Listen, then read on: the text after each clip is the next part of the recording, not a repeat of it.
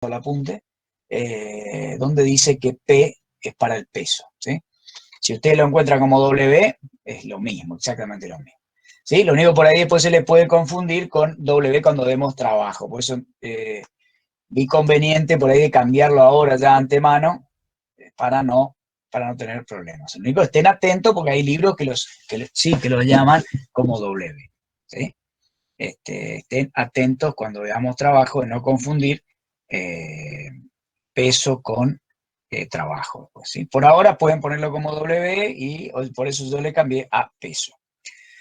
Entonces, esta es la situación real. Un diagrama de cuerpo libre, en algunos autores enciman el esquema al dibujo, cosa que por ahí queda un poco desprolijo. Nosotros lo que yo hice por eso es esta secuencia, y acá nosotros por ahí preferimos en física, acá de la facultad, representarlos como está a la derecha, ¿sí? Por eso le agregué ese dibujito que antes no se encontraba. Ahora voy a actualizar el apunte, tanto en que yo le puse acá en Classroom, como en el aula virtual, ¿sí? Voy a actualizarlo y de paso ya voy a colocar el trabajo práctico dentro de nuestra área del grupo 3. Y le voy a poner la fecha de acuerdo a, de acuerdo a vayamos avanzando, ¿sí? O Profe, y el podemos ponernos fechas trabajo, libres. disculpe, el trabajo ese Sí, que sí, sí. tiene de la ménsula, es una ménsula, ¿no? Bueno, a ese no. Eso, ¿qué onda con eso? Bueno, la onda con eso es eso que yo estaba hablando recién, ¿sí? Bueno, ahora ya son 62, vamos a esperar un ratito más que sean más de 70, porque suele haber 75, 76, y lo vuelvo a explicar. Yo lo había explicado al principio, lo único que les digo es, vamos a ponerlo en nuestro grupo ahí en el aula virtual, y le vamos a dar la fecha correspondiente de cuando nosotros terminemos el tema. ¿Sí? Hay alguno que puede estar sabiendo ese tema de la ménsula que hay que saber torque, y hay otros que no todavía, que no tienen idea porque no lo dimos, así que me gustaría terminar con este apunte que está acá, y ahí vamos a poner una fecha para ese trabajo práctico, ese que vos decís de la ménsula. Bien, entonces arrancamos acá. Yo le quería mostrar esto acá que yo le agregué para que vean realmente cómo es un diagrama de cuerpo libre. Tenemos la normal hacia arriba, que es una reacción del suelo, sea inclinado o sea horizontal, o sea vertical. ¿Sí? Yo le voy a pasar ¿saben lo que yo voy a hacer después que termine la clase? Por el link, le voy a pasar el link del Classroom, para aquellos que por ahí quieran usarlo. Yo lo uso para entrar a la clase, ¿sí? Entonces queda mucho más cómodo, no tiene que andar buscando el link por ahí en un WhatsApp, se los paso una vez y después ya quedan registrados en el Classroom y pueden entrar por ese medio, ¿sí? Y ahí pueden, si no tienen el apunte del aula virtual, lo pueden sacar por ahí. Entonces, esta es la idea, ¿no? Darle más facilidad para que encuentren las cosas. Y bien, entonces, ahí tenemos ese diagrama con la normal, que es la reacción del suelo, la F, que es la fuerza que ejerce esta persona sobre el trineo estaría concentrado acá en este puntito rojo, luego el P, que es el peso del trineo, y la fuerza de rozamiento, ¿sí? Que es la fuerza que se encuentra de fricción entre el trineo y el suelo, ¿sí? Que es lo que impide que se deslice libremente, sin esfuerzo, ese trineo. Por eso es que la persona tiene que realizar cierta fuerza, en parte para vencer esa fuerza de fricción. Si la fuerza de fricción se considera nula, prácticamente la persona no tendría que hacer nada de fuerza para estirar o para mantener ahí en equilibrio, o para empezar a estirar ese trineo. La única fuerza que haría es para cambiar, ¿sí? Para modificar la inercia que tiene, que después lo vamos a ver en la segunda ley de Newton, sería para modificar la inercia que tiene el carrito. Quiere decir su oposición a cambiar su estado, ya sea en reposo o en movimiento que se encuentra. Entonces, eso sería la fuerza que tendría que hacer. En cambio, Si tenemos una fuerza de rozamiento, la fuerza que tiene que hacer es para vencer la fuerza de roce con el suelo. Bien. Entonces ahí habíamos quedado, ahora quedó un poco más completo esto y avancemos a la próxima. Esto lo habíamos visto, ¿sí? Que son las cualidades, ¿sí? Fuerzas actuantes sobre un cuerpo, pueden ser fuerzas de acción por campo, eso sería, el peso sería una fuerza por campo, no es una fuerza de contacto, ¿sí? Salvo que yo quiera elevar y yo quiero hacer una fuerza contraria, estirando una cuerda, levantando el peso, ¿sí? Pero el peso no es una fuerza de contacto, porque es una fuerza denominada peso, la ejercida por la tierra sobre todo cuerpo en su superficie. ¿Está? O sea, es una fuerza tipo imán, una fuerza atractiva de la tierra hacia cualquier cuerpo que esté sobre su superficie, sobre la superficie de la tierra. Después, otros tipos de fuerzas de contacto o mecánicas. Fuerza de tracción, quiere decir cuando yo estiro una cuerda o un cable para mover a un cuerpo, ¿sí? Mover una barra o accionar algo que sea de estirar. Barras rígidas, varillas rígidas, livianas, estiradas, etc. Después tenemos fuerza de compresión, que son fuerzas que intentan reducir la longitud del objeto, ¿sí? Por eso la llamamos de compresión, ¿sí? Fuerzas cuyos sentidos se oponen sobre un cuerpo, quiere decir que de cada lado uno le está aplicando la fuerza, por lo tanto eso se llama fuerzas de compresión. Fuerza normal sería simplemente una fuerza de contacto con otro. Es la reacción de un cuerpo al estar en contacto con el otro. Si el cuerpo está, nosotros que estamos sobre el suelo, estamos apoyados sobre el suelo, nos mantenemos sobre el suelo y no nos hundimos porque la Tierra ejerce una fuerza igual al peso que nosotros le aportamos. Esa es una fuerza normal, ¿sí? Y por eso nos mantenemos sobre el suelo. Si el suelo no sería capaz de soportarla, nos hundimos o se rompe el piso. Fuerza de fricción o rozamiento. También es una fuerza de contacto de un cuerpo con otro, relativo al cual uno de ellos se tiende a mover respecto al otro. Si los dos se mueven juntos, ¿sí? Si los dos se mueven juntos, no existiría la fuerza de fricción entre ellos. Ahora, si un cuerpo se desliza sobre otro, sea un cuerpo sobre una mesa, sobre el suelo, ¿sí? Ahí existe la fuerza de fricción que fue representada en el dibujito anterior. Y por eso es que esa fuerza de rozamiento se va a oponer, fíjense acá, se va a oponer al sentido de movimiento que yo le quiero dar al objeto. Si yo lo estiro para allá al objeto, evidentemente que quiero que se mueva para allá, o sea, hacia la derecha. ¿Y hacia dónde va a aparecer la fuerza de rozamiento? En sentido contrario.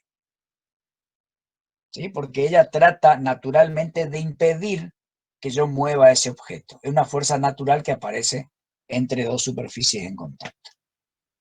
¿Sí? Eso es lo que sucede con esa fuerza. Diagramas de cuerpo libre. Acá vemos, ya lo vimos algo en la clase pasada. Fíjense, tenemos un cuerpito simplemente apoyado sobre el suelo y al cual yo le ejerzo una fuerza horizontal paralela al eje X. A partir de que yo llamo a esta masa una masa puntual, todo se reduce a un punto muy pequeño, donde actuarían todas las fuerzas.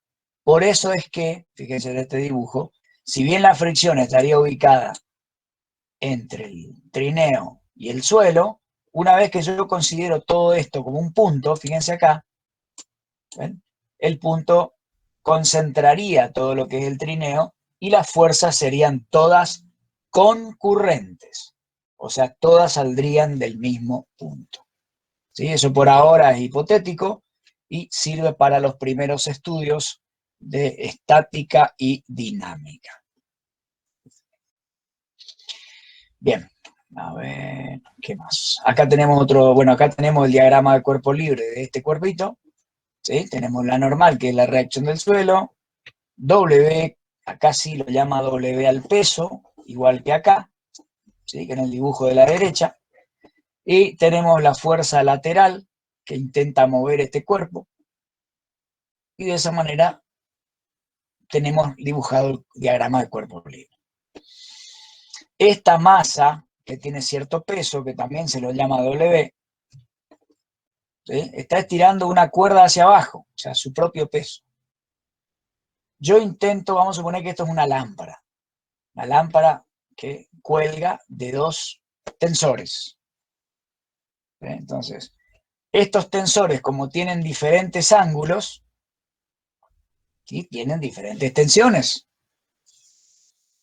O sea, ¿qué quiere decir eso? Que el peso de la masa M se va a repartir de manera diferente en las dos cuerdas, por tener distintos ángulos.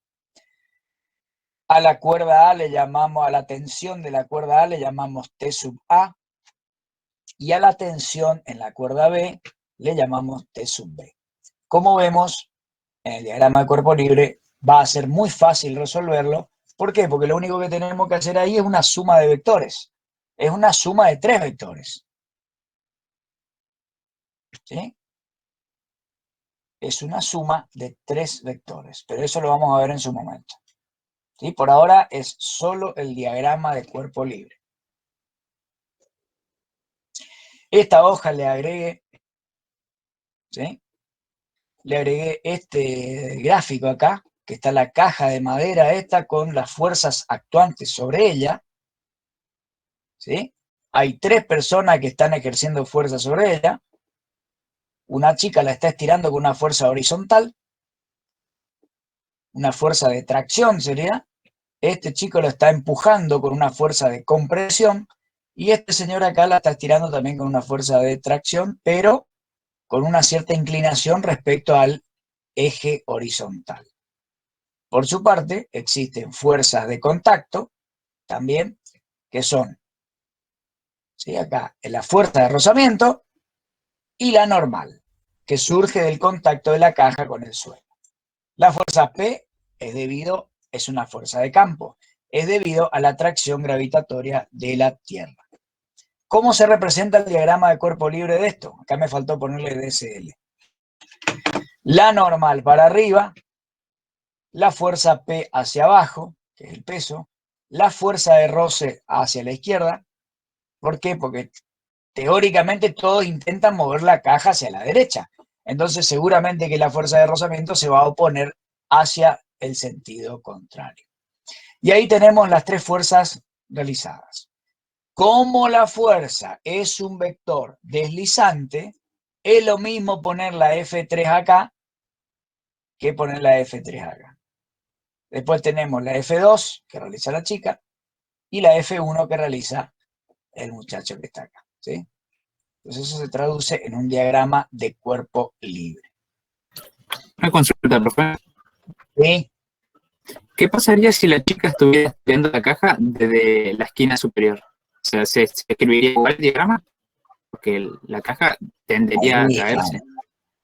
Vos sos pichado ya. Vos ya jugás con trampas ya. No, muy bien, Pablo. Muy bien tu pregunta. Por eso es que nosotros, y en base a tu pregunta, vamos a aclarar unas cositas. Concentramos todo en puntos. ¿Por qué? Porque como vimos en el tema de vectores, se cumple lo mismo en fuerzas. Si uno hace clasificación de fuerzas, es lo mismo que hacer clasificación de vectores. Teníamos grandes grupos donde teníamos vectores colineales, ¿sí? Que siguen, sus direcciones son las mismas y pueden tener sentidos iguales y contrarios.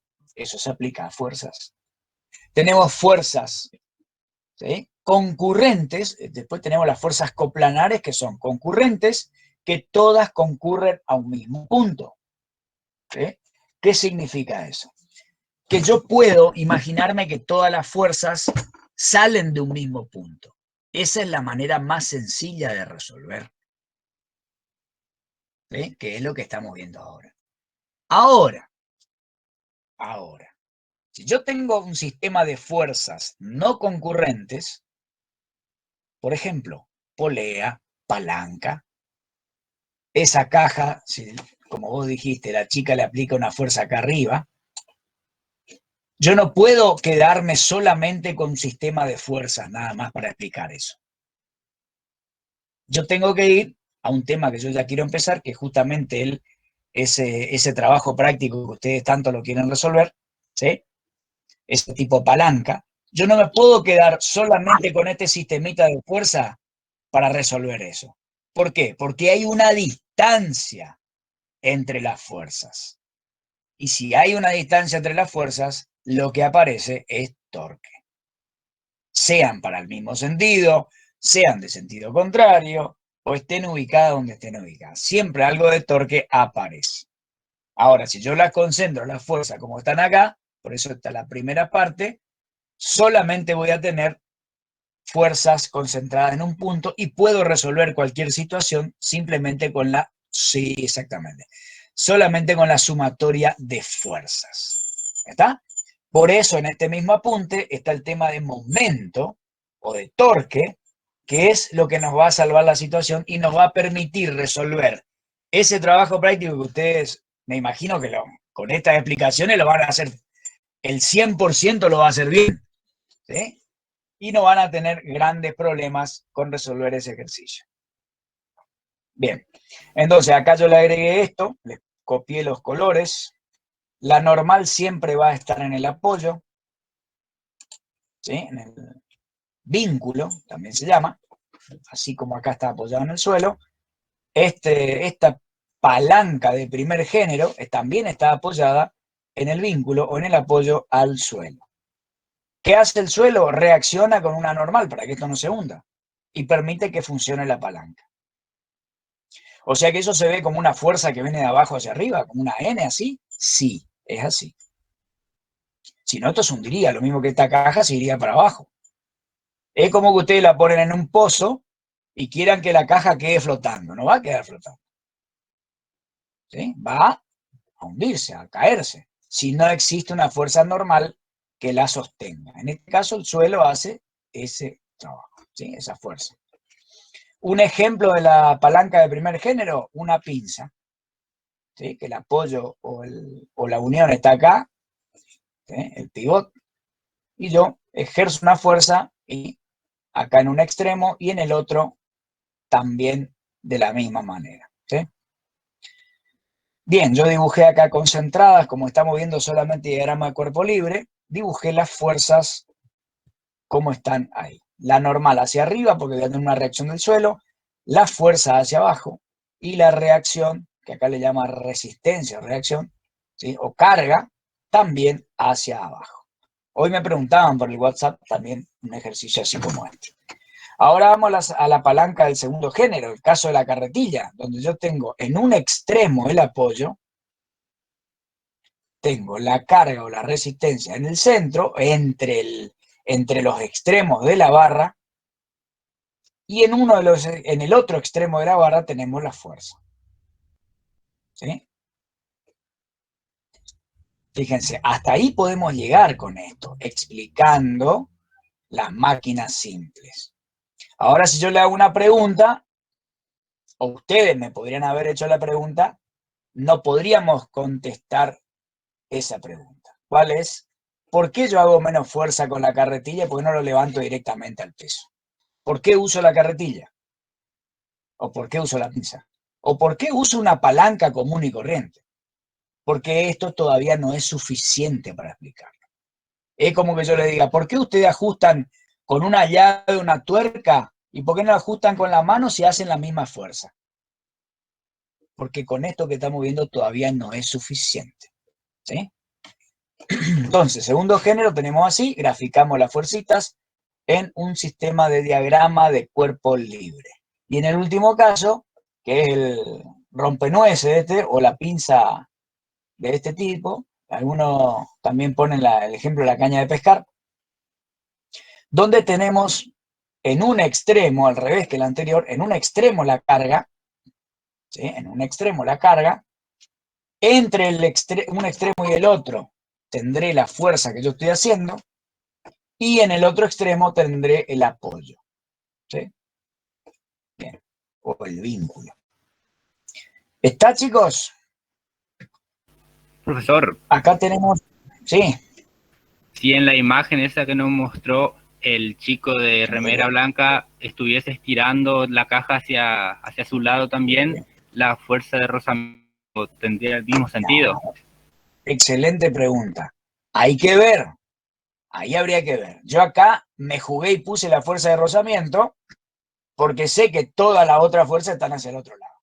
Ahora, te viene acá un tipo, un fuerzudo, y con que estire uno solo hacia el otro lado, probable que la mueva para allá. Entonces, tendría que aclarar que la caja se está moviendo hacia la derecha para poner la fuerza de rozamiento en sentido contrario. Porque si este pibe que tiene mucha fuerza, que está a la izquierda, estirar hacia el otro lado y mueve la caja para el otro lado, la fuerza de rozamiento inmediatamente se da vuelta hacia el otro lado. Cambia de sentido. Siempre la fuerza de rozamiento se va a oponer al movimiento o al intento de movimiento si está quieta. ¿Sí? ¿Se dan cuenta a veces ustedes cuando quieren mover alguna caja que está como esta, que primero es mucho más pesada o está como agarrada al suelo y después es más liviana una vez que la empujan? Bueno, eso es porque la fuerza de rozamiento estática, que la vamos a ver después, es mayor que la fuerza de rozamiento que existe cuando ya se está moviendo la caja. Entonces, es todo un estudio que vamos a hacer en breve, ¿sí? Si no en este punto, en el próximo.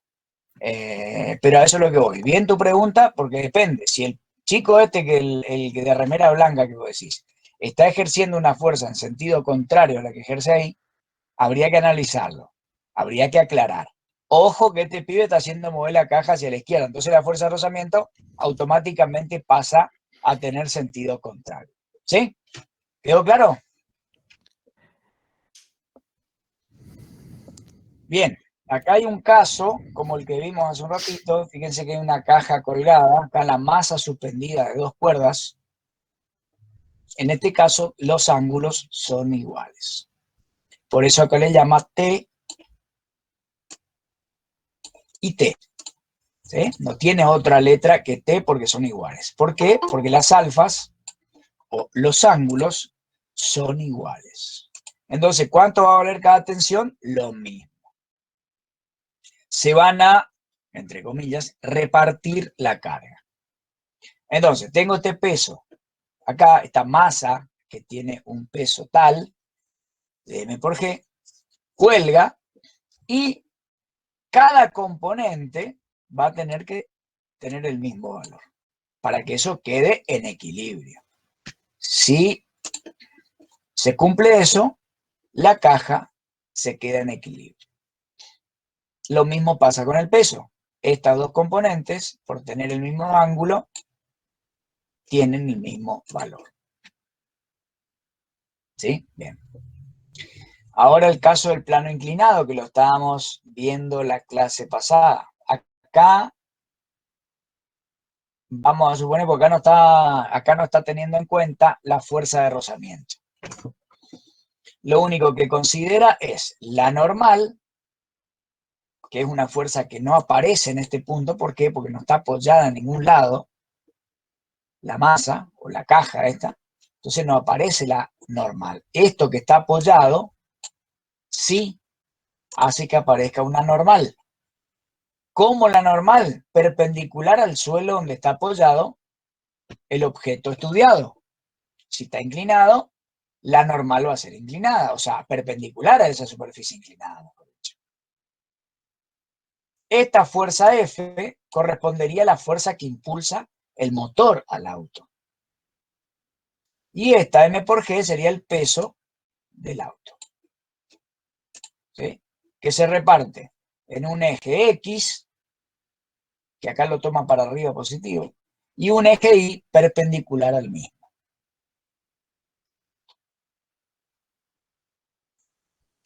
Entonces, vamos a suponer que esta fuerza tiene cierto valor, que es la fuerza con la cual impulsa el motor al auto, y esta fuerza acá, la mg por seno de beta, es debido a la componente del peso en esta dirección. Y esta mg coseno de beta es la componente del peso en esta dirección vertical.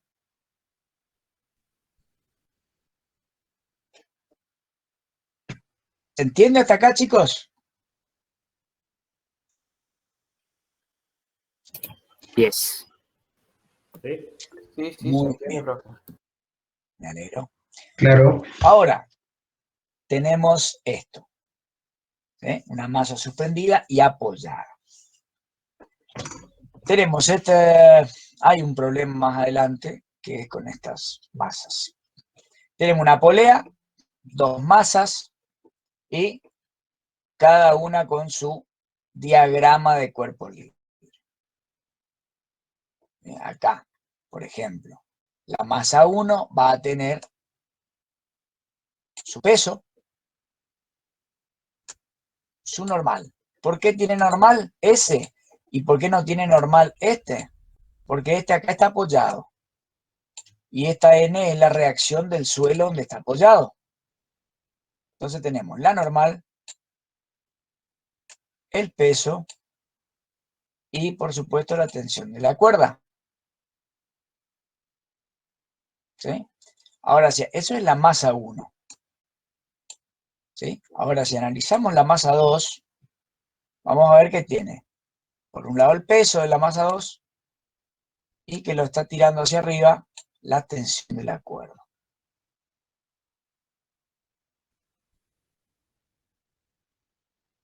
Bien. Una consulta, Ahora profe. acá. Sí. ¿Por qué el cubo no tiene tracción? O sea, perdón, rozamiento por el piso. Y porque en ese ejemplo no se puso. Perfecto. ¿Qué hubiera sucedido si ese cubo tuviera rozamiento? Hay que agregar una fuercita, por supuesto, hacia el lado izquierdo, hacia allá. ¿Sí? ¿Por qué? Porque la única posibilidad de moverse que tiene esto es hacia la derecha. Pues no hay nada que lo haga mover hacia la izquierda. Entonces, la fuerza de rozamiento aparecería hacia la izquierda, con sentido horizontal y con sentido hacia la izquierda. Y solamente en la masa 1. En la masa 2 no, porque está colgada, nomás lo único que tiene una tensión que la va traccionando. Poleas. También efectuando solo diagrama de cuerpo libre. No vamos a ponernos ahora, en un rato sí, pero ahora no, a ponernos a analizar el radio de la polea, el momento o el torque ejercido en la polea, eso viene después. Lo que sí podemos graficar en la polea es un punto, por ejemplo acá, ¿sí? Representado acá, donde hacia abajo está el peso de la masa 1 y hacia arriba está la tensión de la cuerda que lo debe sostener, pues si no se rompe se cae la masa 1. Lo mismo pasa con el que está a la derecha. La masa 2, ¿sí? Que tiene un peso 2, representado por M2 por G, hacia abajo, y hacia arriba la tensión que debe soportarlo. Profe, una consulta. ¿Sí? ¿La polea al estar agarrada a ese bloque no tiene fuerza normal? Obviamente que sí. Estaba esperando que pregunten eso. En este caso, existe una fuerza normal entre la polea y la pared o el techo. Como está en equilibrio la polea, se supone, y no entra en nuestro cálculo, o nuestro análisis, mejor dicho, esa normal, ¿sí? La cual está sosteniendo la polea. ¿Cuánto se le hace a usted que podría valer esa normal ahí? Si la polea tiene una masa, T1 más T2 más la masa de la polea por G. O sea, el peso de la polea más el peso de uno más el peso del otro. Son 3 pesos que soporta. ¿Se entiende? Para poder aguantar todo eso. Normalmente nosotros en la primera parte no consideramos ni siquiera el peso de la polea. Y después sí la entramos a considerar más adelante, cuando vemos dinámica rotación. Pero al principio no. ¿Sí? ¿Se entiende eso? A ver, voy a abrir el SuperPaint. Lo que yo le estoy diciendo es lo siguiente. A ver, vamos a poner algo un poco más. Vamos a poner esto. Tengo, vamos a hacer así, la normal. ¿Sí? Hacia abajo, ¿qué tengo? Una polea, ¿sí? Perdón, un peso, otro peso y el peso de la polea.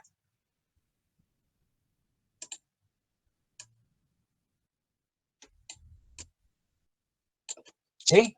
Eso es lo que tengo ahí. Esta va a ser la normal.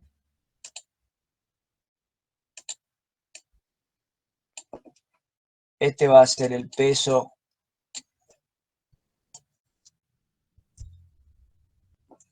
2. Este va a ser el peso 1. Y este va a ser el peso de la polea. Pepe. ¿Sí? Este peso 1 se va a traducir en esa tensión 1. T1 igual a eso. Este peso 2 va a ser lo mismo que la tensión 2. Y esto, como está agarrado a la pared, esta parte, directamente contribuye con cargar toda la pared, todo el techo. Entonces, ¿qué debe soportar el techo? La normal, o sea, la suma de todas.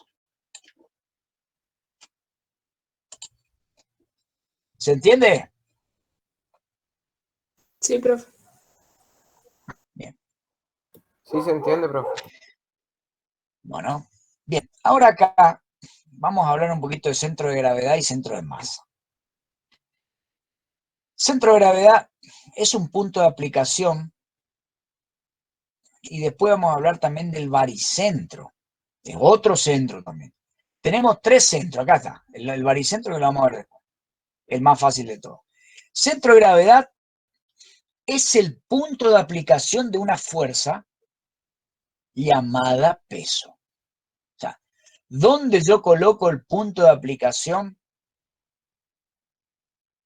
del peso? Bueno, ahí se llama centro de gravedad.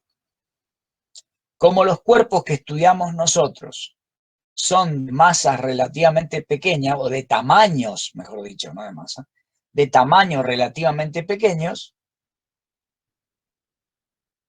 puede estar en el centro geométrico.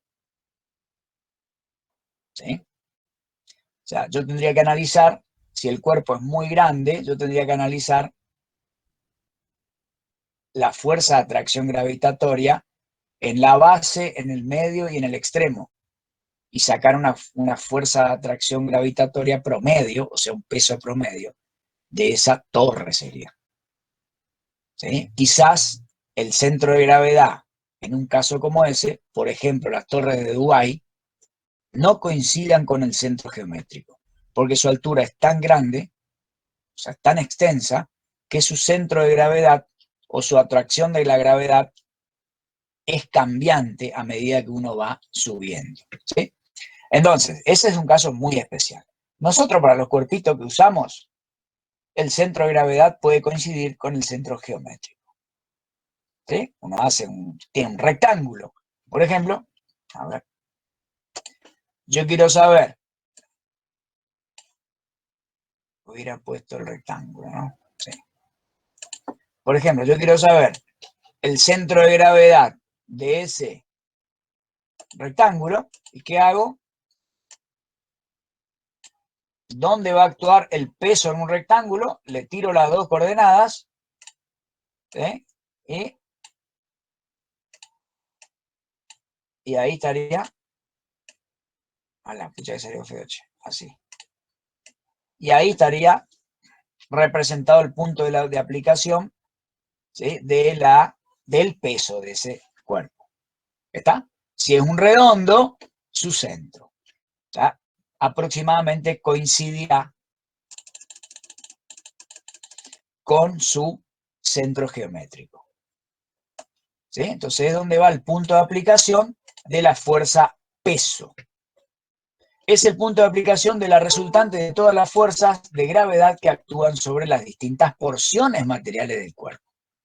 O sea, cuando el cuerpo es pequeño, coinciden con el centro geométrico. Ahí va a estar dispuesto, es lo que les decía recién.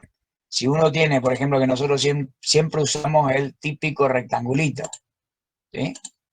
Tenemos un rectángulo, una caja, un cuerpo, ¿sí? ¿Dónde va a estar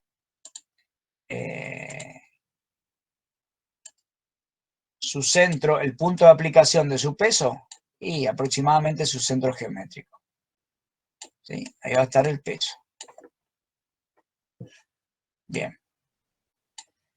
El centro de gravedad de un cuerpo es el punto respecto al cual la fuerza que la gravedad ejerce sobre los distintos puntos o porciones materiales que constituyen el cuerpo produce un momento resultante nulo. Bueno, eso es un poco más avanzado. Ahora, ¿qué es el centro de masa? Habíamos hablado bastante que masa no es lo mismo que peso. Eso había quedado claro. Es más, para referirnos a la masa, habíamos hablado de química, ¿sí? Que son las cantidades de partículas que componen un cuerpo. Para eso está la ley de Avogadro, ¿se acuerdan? 6,02 por 10 a la 23 átomos de carbono tienen una masa de 12 kilos. Eso es lo que habíamos dicho.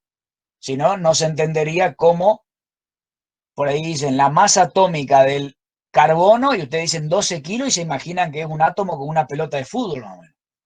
Y no es así. Entonces la manera de entenderlo es con esa cantidad de materia. Por eso se le llama masa atómica, ¿sí? Que uno lo puede calcular como el peso de acuerdo a la gravedad que exista en nuestro planeta. Pero normalmente es la masa atómica y se mide en kilogramos masa, ¿sí? Entonces, la masa de un cuerpo es esa cantidad de partículas que el mismo está constituido. El centro de masa es el punto donde puede suponerse concentrada toda la masa total del cuerpo, o la masa total del cuerpo. Esto que hablábamos hace un ratito, esto acá de poner toda esta caja concentrada en un punto acá, esto es un centro de masa. ¿Sí? Este punto acá, el M1, concentra toda la masa que tiene este cuerpo de masa 1. Lo mismo sucede con este cilindrito. Masa 2. ¿Está? Lo mismo sucede con este autito que yo lo reemplazo por un punto.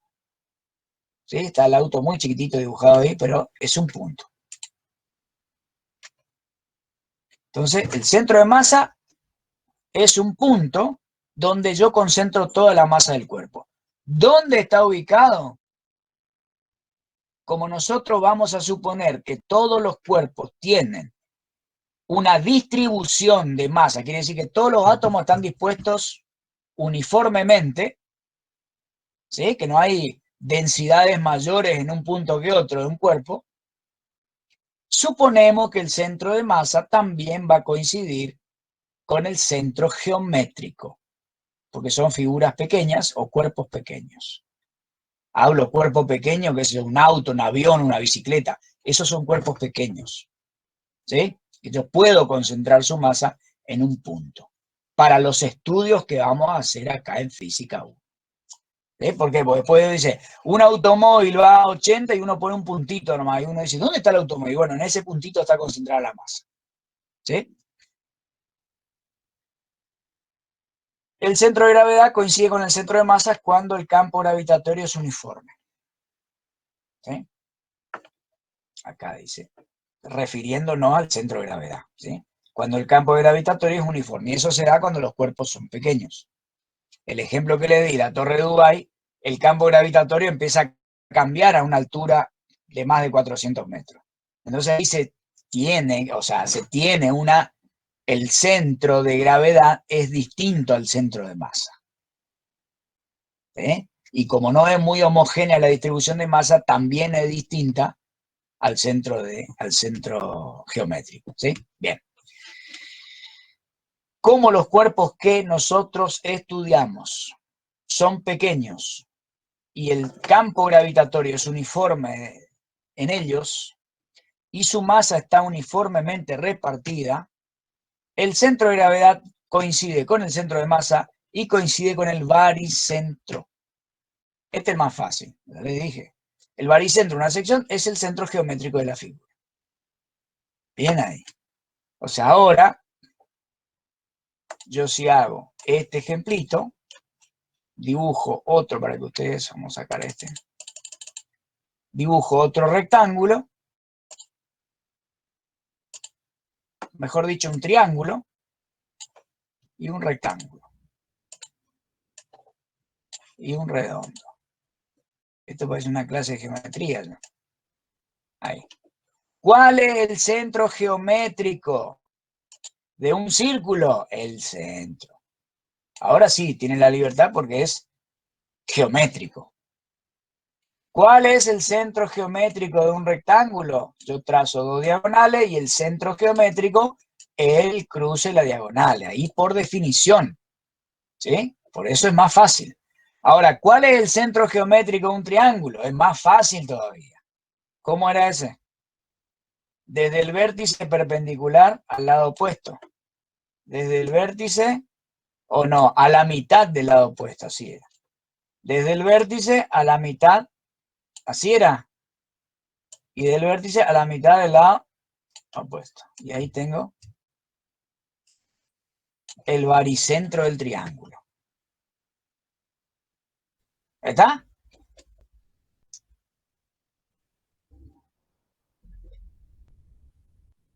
Bien.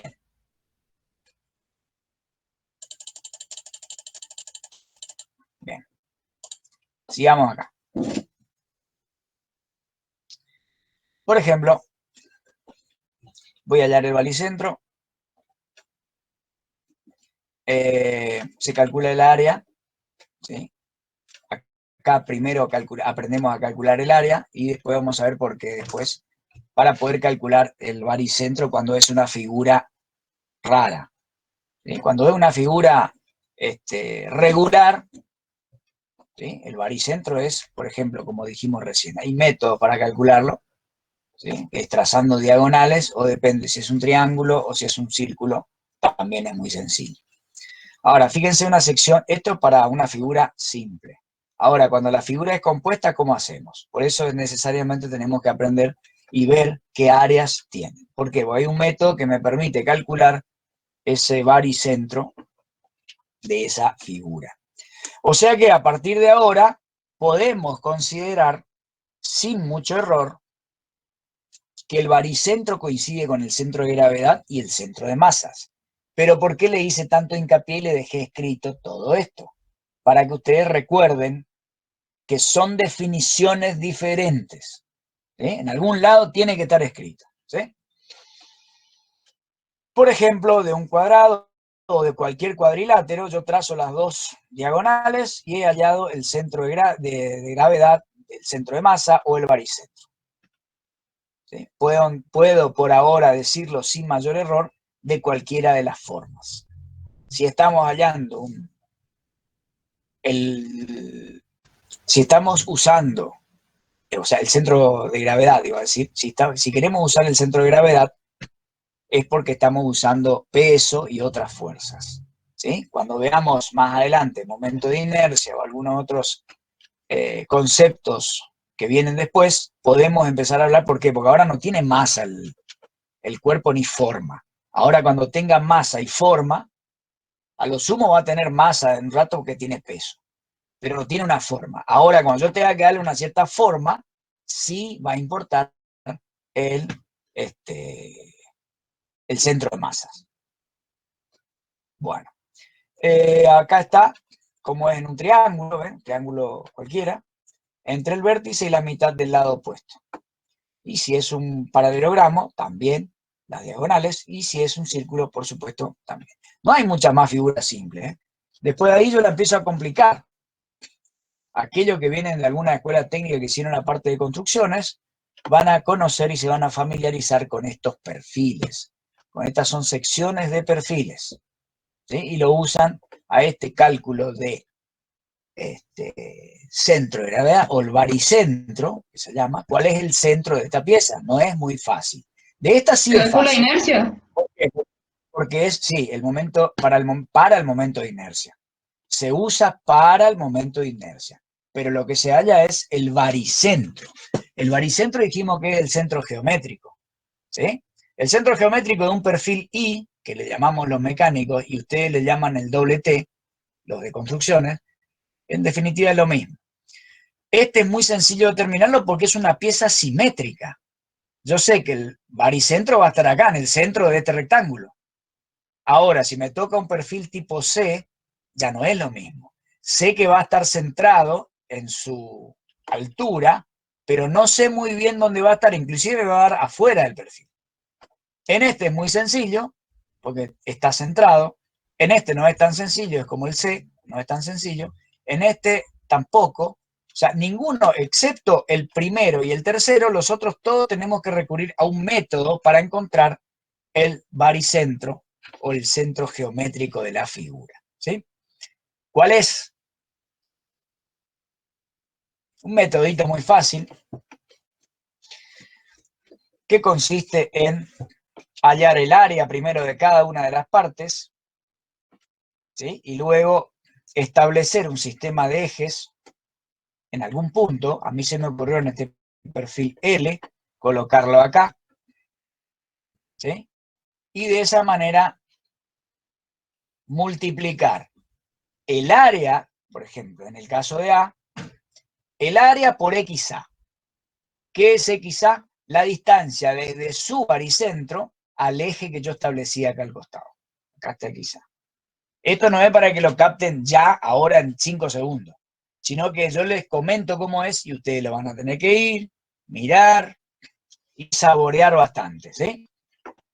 Le sumo el área de B, que es base por altura, esto es fácil, por el XB, que el XB es la distancia en el eje X, desde el baricentro de B hasta el eje Y.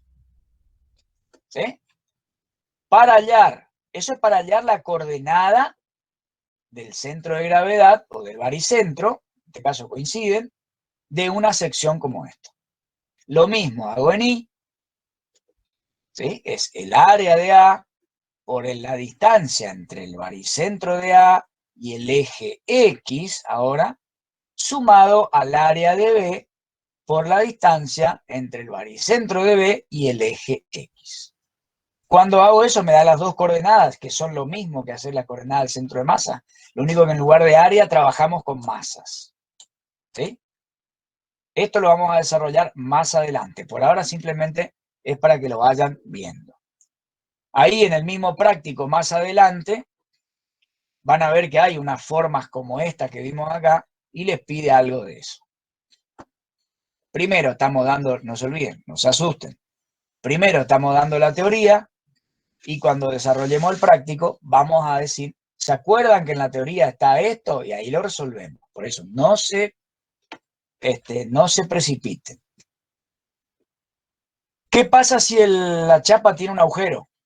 Lo único que tengo que hacer es, en lugar de sumarle otra porción, restarle la del agujero. ¿Sí? Yo hago el área de B por la distancia entre el baricentro de B y el eje X, pero lo resto. Quiere decir que le falta esta parte. ¿Estamos? Hasta ahí, más o menos. ¿Lo van captando? Sí, Vamos a profe, ver se el entiende. práctico un poquito Sí. para que ustedes vean acá. Fíjense esto. Determine el centro de masa de la siguiente figura en forma gráfica y analítica. Analítica dice acá. Por eso que yo le agrego esos temas en el práctico. No es que yo estoy diciendo una locura. Y acá, fíjense, en las siguientes situaciones mostradas, cuáles de ellas están en equilibrio estable, inestable e indiferente. Perfecto. Y acá nosotros vamos a ver tipo de equilibrio. Estable, inestable, indiferente. ¿Sí? La verdad, no entiendo cómo hay grupos que ya terminaron este tema. Les juro que no lo sé, pero tampoco voy a averiguar. ¿Sí? Bien. Sigamos con esto. Un cuerpo está en equilibrio estable, que sería la primera parte, cuando una vez que cesa la fuerza que lo colocó o lo sacó de su estado de equilibrio, vuelve a su posición inicial, original. ¿Qué quiere decir? Esta bolita que está acá, vamos a suponer, si yo la corro de un costado sin sacarla afuera, él empieza a oscilar hasta que llega a su posición original. ¿Sí? Eso es un equilibrio estable. Ahora, el inestable es cuando está, esos experimentos que hacen que ponen el tenedor con la cuchara, que le ponen un mazo de carta arriba y está todo ahí en un equilibrio inestable. Porque yo toco, soplo eso y cae todo. ¿Sí? O sea, un equilibrio está en un cuerpo, perdón, está en equilibrio inestable cuando una vez que cesa la fuerza que produjo un movimiento, no puede retornar a su posición de equilibrio. O sea, yo toco esto y se desarma todo, no es que se vuelve a armar otra vez. Este sería el caso de la bolita, que está apenas en equilibrio ahí, en un punto del lomo que tiene acá de este cajoncito rojo. Y el último, acá sería el caso de este cono, que está, ustedes están ahí con el conito hasta que queda parado. Le sueltan y le dicen a que está al lado, no toque la mesa ni mueva porque se cae. En cambio el A, por más que yo lo levante un poquito y lo suelte, tac, él cae otra vez de base. ¿Sí? El A sería un equilibrio estable. El B sería un inestable. Y el C, igual que este que está acá, sería un equilibrio indiferente. ¿Qué quiere decir? Que yo donde le pongo, él queda. ¿Sí? Le hago rodar a este acá, si está bien equilibrado, lo hago rodar un poquito para allá y queda para allá. Lo hago rodar para acá y queda donde yo lo dejé. Lo mismo este, la bolita, como esta superficie es plana, yo donde pongo la bolita ya queda. Entonces es un equilibrio indiferente, quiere decir que le da lo mismo en cualquier lado que vos le pongas. Y dice, un cuerpo está en equilibrio indiferente cuando cada vez que pierde su posición de equilibrio, encuentra otra nueva posición de equilibrio. Y ahí podemos, ya va una hora, no me di cuenta, ya va una hora que estamos hablando. Entonces, estaría bueno que ustedes intenten resolver, o ahora vamos a ver, yo les voy a plantear más o menos, dijimos que íbamos a quedar un rato más, no quiero avanzar más con la teoría porque si no se van a entrar a perder ustedes. Porque acá, ¿de qué habla ya? Brazo de palanca, dice acá, ¿sí? Entonces ahí ya tenemos que empezar con el tema siguiente, que es leyes de movimiento, las leyes, y luego vamos hacia momentos, ¿sí? Entonces, determine el centro de masa. Acá cuando dice centro de masa podría ser ¿qué cosa? Centro de gravedad o baricentro es lo mismo. O centro geométrico sería lo mismo. ¿Sí? Si yo te quiero determinar centro de masa, yo los datos que le tendría que dar son las masas de cada uno de estos perfiles o de estas secciones.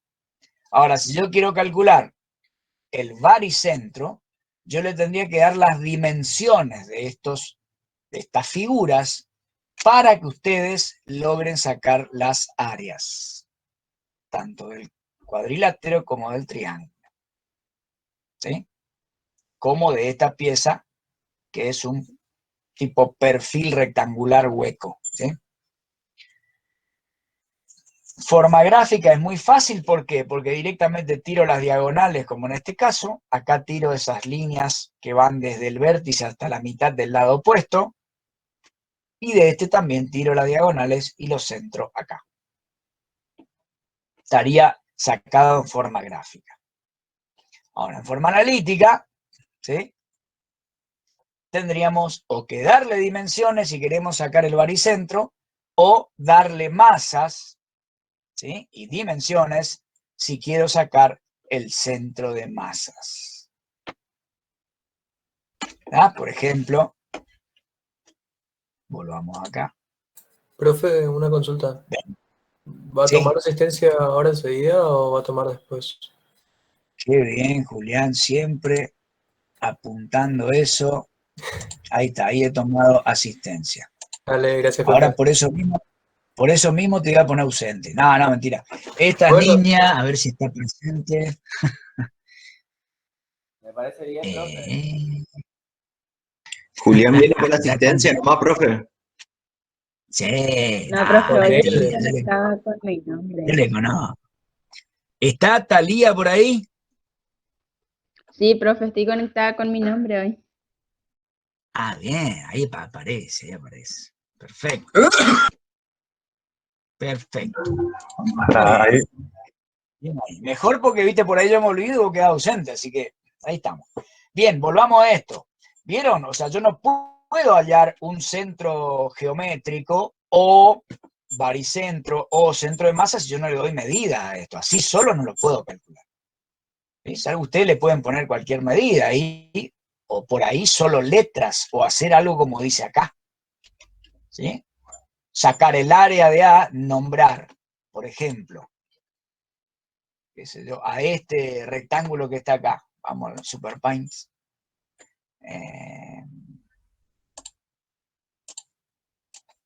Así. Che, yo le estoy haciendo el ejercicio, no puede ser esto. A ver, y así. ¿Sí? Entonces, qué sé yo, puedo poner a esta medida, yo puedo decir que esto es un rectangulito así.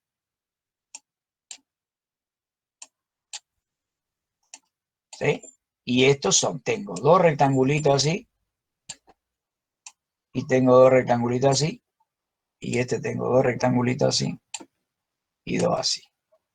Yo le doy esta altura que le puedo llamar, qué sé yo, H, y esto yo de acá hasta acá le llamo B, por ejemplo, y esto acá le llamo A. ¿Sí? Y esto acá también le llamo A, todo el mismo espesor. ¿Sí? Entonces, ¿cómo es el área? A este le puedo llamar 1, a este le puedo llamar 2, a este le puedo llamar 3 y a este le puedo llamar 4. Analíticamente, ¿cómo lo hago? Como lo vimos en la teoría. Así. ¿Sí? Entonces, si yo tomo acá un sistema de ejes coordenados, X, Y, tengo el área 1,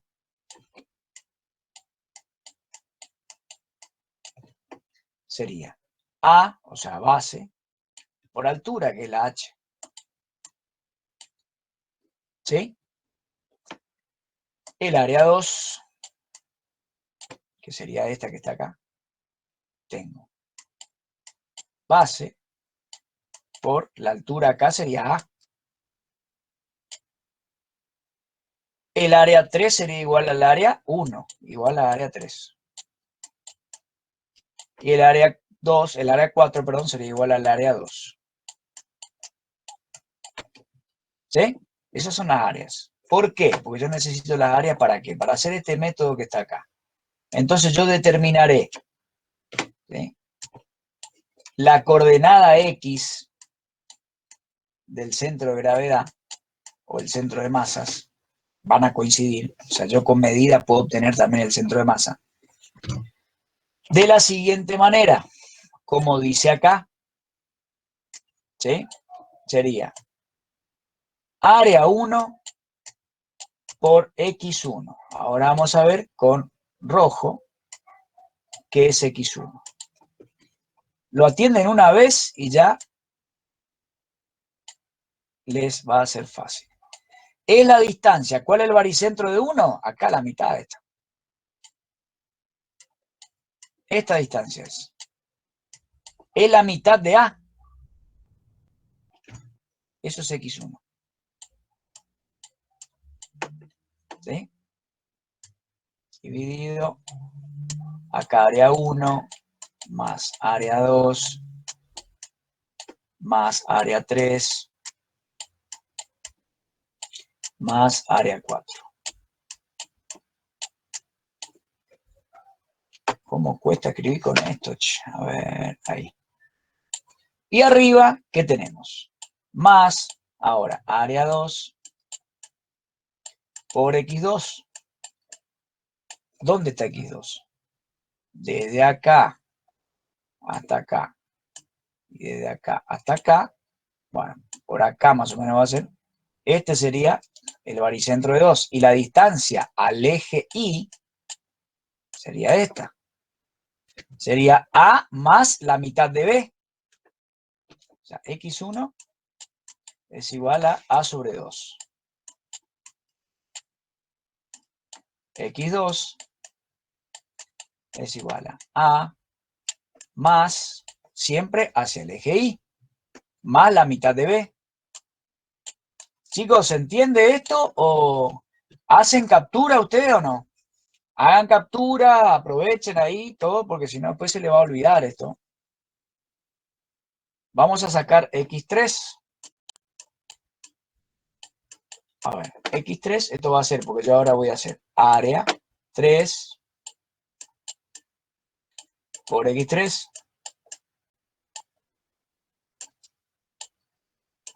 más área 4 por X4. Ahora vamos a ver qué X3 y qué X4. ¿Dónde está 3? Acá. Trazo. Sería A más B más mitad de A. Exacto. A, este pedacito, más B, más la mitad de A. ¿Sí? Más B, más A sobre 2. ¿Y cómo es la X4? Igual a X2. Porque también está acá en el centro. Y la distancia al eje Y es la misma que la que tiene X2. ¿Se entiende? Entonces, una vez que hacen esto, por supuesto, como no tienen datos, pero lo tendrían que dejar expresado así como está esto. Lo mismo con I sub G, con la diferencia que van a tener medidas, pero de sus baricentros hacia el eje X, como dice acá.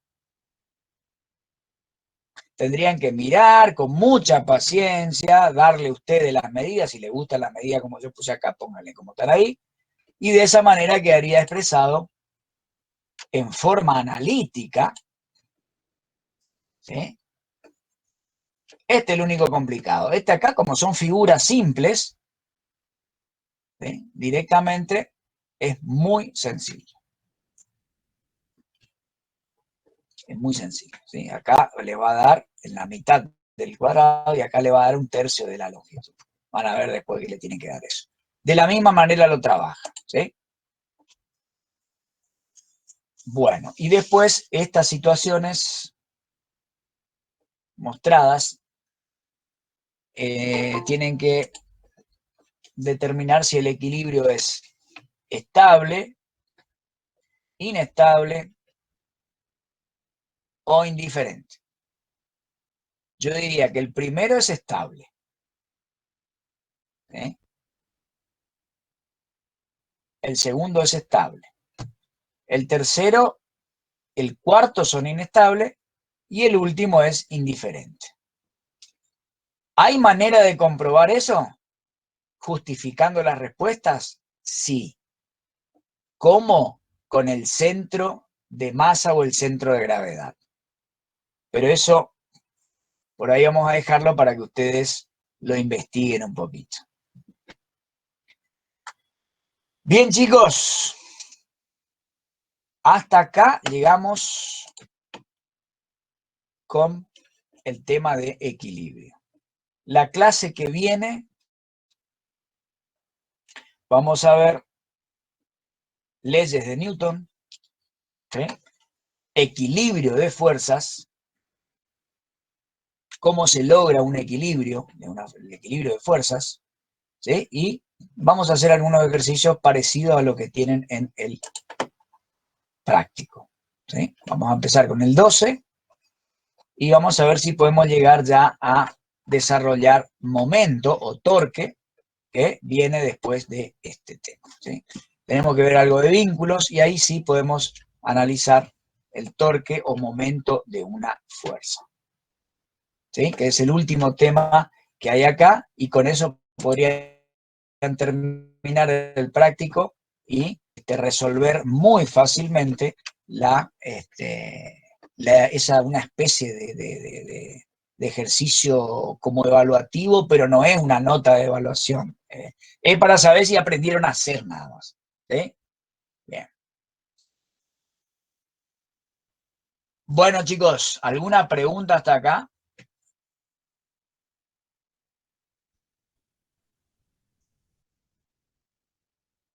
Bien, vamos a hacer así ahora en adelante. Por ahí extendemos unos 10, 15 minutos más, porque si no se hace muy corto, una hora clavado así, se hace muy corto. Y por ahí justo a la hora empiezan a salir algunos conceptitos como estos que están acá. La clase que viene vamos a retomar de esto que estábamos acá. Si no lo encuentran o les cuesta entender lo de los equilibrios o lo del cálculo del centro de masa acá, retomamos desde ahí en adelante y terminamos de ver hasta momento, hasta torque, vamos a terminar de ver, porque el ejercicio que tienen ahí es muy parecido a algo como esto, creo que es uno como este. ¿Sí? Entonces ahí vamos a ver cómo lo podemos calcular. Bien, chicos. Tomo lista una vez más. Y... Profe, ¿usted hizo sí. un Classroom o no? Sí, señor. Sí, señor. Ya le voy a estar mandando su Classroom al WhatsApp. ¿Puede ser? Sí, sí, sí. Gracias. Eso ahí me dije que iba a hacer eso, así ya tienen como para ingresar por cualquier cosa. Vieron que siempre hay que tener una o dos formas de conectarse. Por ahí es más fácil entrar al Classroom que están con el teléfono con datos y es mucho más sencillo y más rápido entrar al Classroom que entrar al aula virtual. Entonces, bueno, ahí tienen otra herramienta para poder ver el apunte, por ejemplo, ¿sí? Bien. Bueno, chicos, no puedo ir, por ahí hay gente que ya quiere dar más temas. Como podrán apreciar, no se puede ir más rápido, son muchos, así que me gustaría que me digan si les parece que se entiende la clase o veo algunos que abandonaron antes, si les parece por ahí un poco aburrido, no entienden lo que digo, o por ahí les parece que voy muy lento. Por favor, háganmelo saber, porque en base a eso yo avanzo. ¿Sí? No, profe, está genial la clase, profe. Bien, me alegro, porque es para ustedes la clase, ¿sí? ¿Sí? Es para ustedes. Bien, chicos, les mando un gran abrazo. Buen fin de cualquier cosita. Pregunten, no se queden con la duda. Nos vemos. Profe, muchas gracias. Gracias, profe. Nos vemos. Nos vemos, profe. Gracias. Gracias.